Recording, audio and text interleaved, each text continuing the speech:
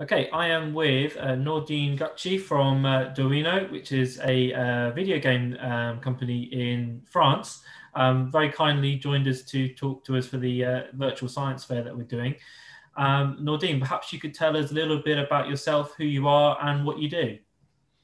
Yeah, I'm creative director and co-founder of DOWiNO. It's the name of our company. We are a cooperative and we create video games, gamified applications, and educational short films with a strong social purpose. And as a creative director, I used to work with my whole team, and together we address our customers' issues with creative proposals. It can be serious games, board games, gamification advices too, and lots of other stuff. And I'm also in charge of the R&D. Wow. So it sounds like quite a varied role, lots of things that you do as part of your role. What might an average day look like for you? Um, m- well, my main job is writing creative proposals that we work with the team before and present them to our customers. And aside of this, I have a lot of different tasks according to the priorities. It can be reading and answering a lot of emails, like everybody. Uh, Technology and regulatory monitoring, also playing games, of course, and looking for inspiration. Networking, preparing and giving talks, looking for talented people to work with, and a lot of other subjects like our quality of life at work, our corporate social responsibility, and so on. Lovely. So And basically, that's it. and how did you become interested in something like this? It sounds like quite a fun day-to-day job. How did you get involved in it? Where did the interest begin? I used to play a lot of video games when I was a child, and always wanted to make my own ones. So I learned coding. I think I was maybe 7 years old, and I made my studies in the computing field. Um, and then in the first company I worked for, I created a lot of serious games. Many of them were games promoting different products and not always for the good. So when I co-founded DOWiNO 7 years ago with Pierre Alain and Jérôme, my two partners, I wanted to give more. We wanted to give more senses to our job. Uh, I believe that fun is a good way to arouse emotions, and arousing emotions is one of the best way to raise awareness, educate, or train, I think. Yeah, no, I Um, agree with that. Absolutely. and I think it's even more powerful when applied to social issues, and that's why we decided to create products with social purpose only. Brilliant. Okay, and more specifically, what was your route into your current role? What were you always thinking, right, this is what I'm going to do for a job, or how did you get into the role that you're in now? Oh,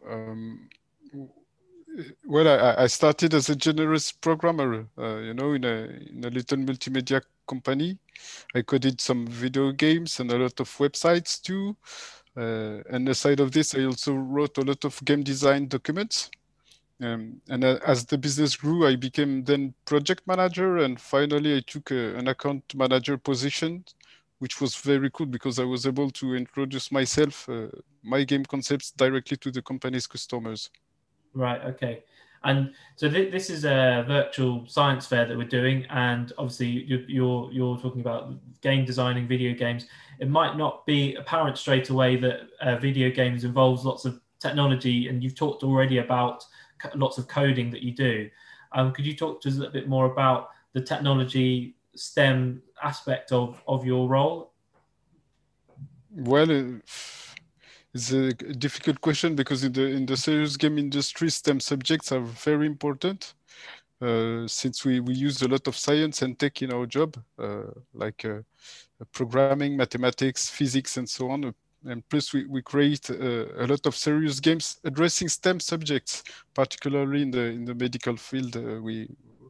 We have a lot of serious games, of medical serious games already.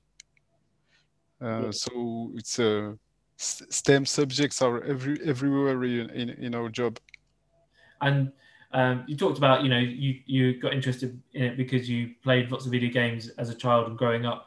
What do you like most about your job? What do you like most about your role? It's basically it's creativity, and I love that the fact that STEM subjects are used everywhere in the world around us.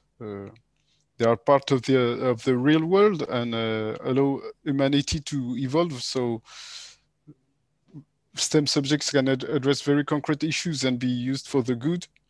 Uh, for example, the vaccines we recently found against the COVID, I think Yeah. there are STEM subjects in all our projects, basically. Um, so that's it. And there'll be lots of young people that will be watching this that are also very keen gamers as well. If you had any advice to give to them, someone looking to make a career in this industry like you have, what advice would you give to them? I would say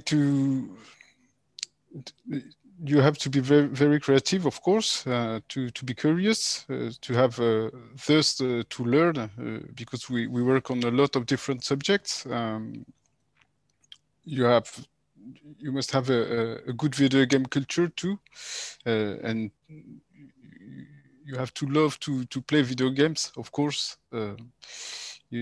Having good relationship skills is mandatory also, and of course to be interested in STEM subjects.